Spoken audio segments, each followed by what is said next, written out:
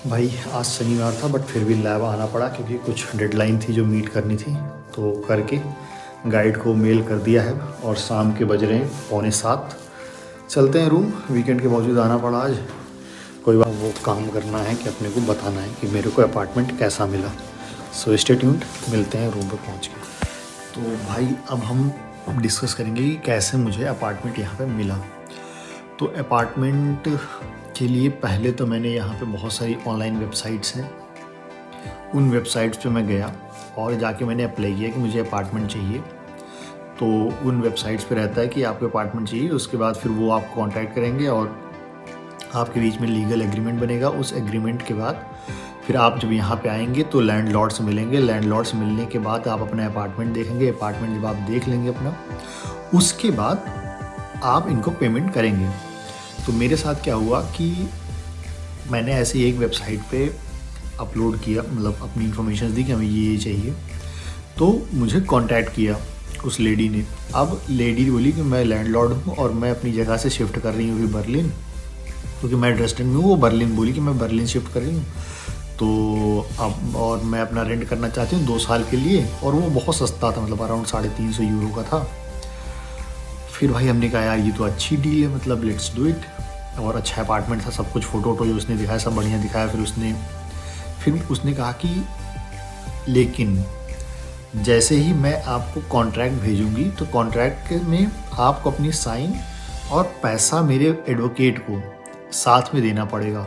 तो फिर मुझे ना उसके ऊपर डाउट हुआ, क्योंकि इतने फ्रॉड तो भाई इंडिया में होते ही रहते हैं रोज़ के, हमें भी पता है, आपको भी पता है कि पेमेंट कभी भी पहले पे नहीं करना है until unless you have the product. तो प्रोडक्ट मेरे पास कब होता है, जब तक मैं अपार्टमेंट के अंदर खुद आके नहीं देखता कि हाँ अपार्टमेंट एग्जिस्ट करता है। इस एड्रेस पर जो ये लेडी क्लेम कर रही है कि ये उसकी लैंडलॉर्ड है, ये एक्चुअल उसकी लैंडलॉर्ड है। तो मैंने उसकी आईडी मंगाई और उसकी नेशनल आईडी जो जर्मन आईडी थी, फिर उसको मैंने यहाँ पे जो मेरे दो चार लोग परिचित थे मैंने उनको भेजा। फिर हमने कहा प्लीज़ वेरीफाई। तो उन्होंने वेरीफाई करके बताया कि ये फ्रॉड है। तो मैंने पे तो नहीं किया, बट देन आफ्टर मैंने उनको बोला, हमने कहा कि यार फिर अब मतलब इन लोगों ने जितनी मुझे वेबसाइट्स वगैरह दी थी, फिर मेरा ना वैसे विश्वास उठ गया। हमने कहा कोई बात नहीं, कुछ नहीं होगा। तो वहाँ जाने के बाद मैं होटल लूँगा और होटल लेने के बाद फिर 10-15 दिन रहेंगे और फिर यहाँ पे पर्सनली अपन जाके ढूंढ लेंगे, मिल जाएगा चीज़ें। फिर हमारे एक दोस्त हैं शिवम शुक्ला, इलाहाबाद यूनिवर्सिटी से पढ़े हुए वो भी हैं। उसके बाद IIT पलक्कड़ में MSc किया था। फिर अभी वो भी जर्मनी में पिछले 2 साल से यहीं पे हैं। फिर मैंने उनको कहा, हमने कहा भाई देखो यार कुछ जुगाड़ करो। तो आपको पता है कि यूपी बिहार वाले हम जुगाड़ी तो होते ही हैं। खैर यहाँ पे क्षेत्रवाद नहीं है, पर फिर भी जुगाड़ की बात है। तो उनके पास एक दोस्त का नंबर था नमन करके, वो भी बिहार का ही, और वो यहाँ पे ऑलमोस्ट 700-800 लोगों को ग्रुप चलाता है, ऐसा मुझे शिवम ने बताया। मैं कभी मिला नहीं अभी तक उस बंदे से। फिर उस बंदे ने, जो मैं जिस अपार्टमेंट में अभी हूँ, ये भी अपने इंडियन से, दोनों लोग ही इंडियन मतलब रूम पार्टनर थे। 2 रूम है यहाँ पे और पूरा ये फ्लैट है हमारा। तो उनमें से एक को अभी वो बर्लिन शिफ्ट कर रहे थे, तो मैं उनकी जगह पे यहाँ पे रूम पे शिफ्ट हुआ हूँ। तो उस बंदे नमन ने इनको ढूंढा और फिर इनका नंबर मेरे पास व्हाट्सएप पे आया। फिर मैंने इनसे बात की तो उन्होंने बोला कोई बात नहीं, आप आइए। और मतलब उसमें वो भी इंडिया में थे, बट उन्होंने बोला कि आप वहाँ पे जाइए, आप रहिए, और वो 1 हफ्ते बाद आने वाले थे। तो ऐसे मेरा रूम का अरेंजमेंट हुआ कि मतलब at the end of the day मुझे वही लोग हेल्प कर पाए जिनको मैं पर्सनली जानता था। अदरवाइज़ वेबसाइट्स वगैरह में हेल्प हो जाती है, मिल जाते हैं, बट बहुत मुश्किल होता है वो भी विंटर सेशन में आना, तो इट्स लिटरली डिफ़िकल्ट हियर। बाकी आप समर सेशन में आ रहे हैं तो थोड़ा चांसेस ज़्यादा होते हैं कि आपको आसानी से अपार्टमेंट्स मिल जाएंगे। अच्छा, दूसरा क्वेश्चन है कि अपार्टमेंट है कितने का ये। तो यहाँ पे अपार्टमेंट के लिए 2 टाइप का रेंटिंग होती है, कोल्ड रेंटिंग, एक हॉट रेंटिंग। तो मेरी जो कोल्ड रेंटिंग अपार्टमेंट की टोटल है वो 650 यूरो की है। उसके बाद फिर इसमें electricity charge, internet charge, water charge और दुनिया भर के चार्ज होते हैं, हाउस पता नहीं क्या क्या टैक्स है यहाँ पे, उन सबको मिला के मतलब ये 1000 यूरो पूरा पहुँच जाता है। अब चूँकि हम लोग 2 लोग रहते हैं तो 500 यूरो पर पर्सन यहाँ पे पड़ेगा हमें ऑलमोस्ट एक रफ फिगर है ये, बाकी प्लस माइनस 25-30 यूरोस का वो डिपेंड करेगा क्या कैसा चार्जेस आते हैं, ऐसा पड़ेगा यहाँ पे। तो this is how I get my apartment. Try to develop और try to contact the Indian community here, they will help you out, they will arrange something for you, this is for sure. हालांकि सारे नहीं करते, but फिर भी अगर आप 10 Indians को अप्रोच करोगे तो उनमें से कोई एक आपकी हेल्प ज़रूर कर देगा।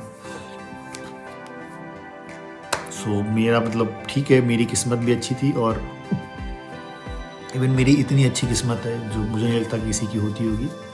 भाई यहाँ पे आने के बाद अभी तक मतलब मुझे आए हुए ऑलमोस्ट 1 महीने 10 दिन हो गए हैं, 1 भी रुपया मुझे भी रेंट नहीं दिया मैंने, नो एडवांस नथिंग, कुछ नहीं दिया मैंने। ठीक है, क्यों? क्योंकि जिनके साथ मतलब जिनका रूम पे मैं रह रहा हूँ, उन्होंने बोला कि आप आए हो इंडिया से, आप आके यहाँ पे सेटल होते हो, तो you need a big amount, आप समझ रहे हो। तो उन्होंने बोला कि ठीक है, पहले यू हैव द अमाउंट, तुम एक आध दो सैलरी गेन कर लो, ले लो, फिर जब बजट हो जाएगा तो फिर रेंट वगैरह तब तक मैं दे रहा हूँ। तो उन्होंने दिया and I am very happy for him, और मैं थैंक यू भी मुझे बोलना ही चाहिए उनको, ऑब्वियस सी बात है ये। और कल जर्मनी में चुनाव है, और चुनाव तो ऑब्वियस सी बात है कि हर जगह का इंटरेस्टिंग होता है, और अभी वर्ल्ड वाइड कहीं भी चुनाव हो, अवैध अप्रवासी को कोई अपने देश में नहीं रखना चाहता। क्यों नहीं रखना चाहता? क्योंकि कहीं भी कुछ भी होता है, ये अवैध अप्रवासी, आप समझ रहे हैं। जर्मनी में अभी दिसंबर में जो कार्यक्रम था इन लोगों का 25 दिसंबर, ऑब्वियसली बात है क्रिश्चियंस का होता है, तो उसमें जो मतलब हमले हुए उनके ओकेजन्स पर, उसकी वजह से भी बहुत सारा आक्रोश यहाँ पे है। और AfD, एक अल्टरनेट फॉर ड्यूशलैंड करके पार्टी है, जो कट्टर विरोधी मतलब मानी जाती है, कह सकते हो काइंड ऑफ हिटलर की विचारधारा मानी जाती है उसकी। तो वो और वो यहाँ पे एस्टिमेटेड है कि 20% वोट वो पा रही है। 20% vote is something very sufficient and like second largest party in Germany. बाकी फर्स्ट लार्जेस्ट पार्टी जर्मनी जो एस्टिमेटेड है वो अराउंड 30% के आसपास उसका वोट है। तो टेंशन्स हैं, बट ऐसा कुछ नहीं है कि यहाँ पे माहौल ख़राब है, ऐसा कुछ मुझे तो अभी देखने को नहीं मिला है। बट ऑब्वियस बात है, जैसे US में हुआ, ब्रिटेन में क्या चल रहा है आपको पता ही है, इंडिया में भी। इसीलिए मैं बार बार पुश करता हूँ कि मतलब 18 राज्यों में तो मूलतः BJP की सरकार है, जहाँ पे वो एक बिग पावर के रूप में, बिग प्लेयर के रूप में, मतलब BJP की अभी कुछ नहीं तो भारत के कम से कम 70 से 80% हिस्से पर BJP रूल कर रही है। अगर रूल कर रही है तो ये उसकी जिम्मेदारी बनती है कि भारत से भी अवैध नागरिक निकाले जाएं। बाकी कोई भी प्रश्न हो, leave in the comment box, let me know how I can more help you, क्योंकि मेरी तो बहुत हेल्प हुई है। और बाकी किस टाइप का कंटेंट चाहिए आप बताओ हमें, बनाते रहेंगे हम, बाकायदी करते रहेंगे। बाकी आप अपना ख्याल रखिए, अपनों का ख्याल रखिए, स्वस्थ रहिए, व्यस्त रहिए, मस्त रहिए। फिर मिलते हैं कल एक नए ब्लॉग के साथ। तब तक के लिए राधे राधे।